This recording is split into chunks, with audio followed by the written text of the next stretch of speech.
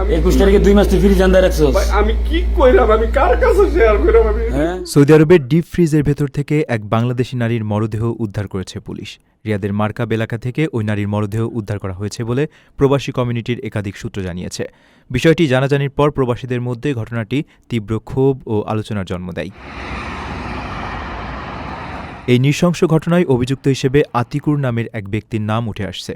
ঘটনার বিষয়ে স্থানীয়ভাবে পাওয়া তথ্য অনুযায়ী ওই গৃহকর্মী হত্যার শিকার হয়েছেন। আমার কাইটটা ভাষায় দেন, আমি ওরে মারি নাই, আমি ওই দিন ওর গায়ে হাত, আমি ওর একটা থাপ্পড় দিই নাই ভাই। জানা গেছে রত্না নামে ওই নারী গত প্রায় 2 মাস ধরে নিখোঁজ ছিলেন। দেশে তার একমাত্র শারীরিক প্রতিবন্ধী শিশুকন্যা আছে। সেই সন্তানের চিকিৎসার খরচ জোগাতে এবং সংসারের হাল ধরতে তিনি সৌদি পাড়ি জমান।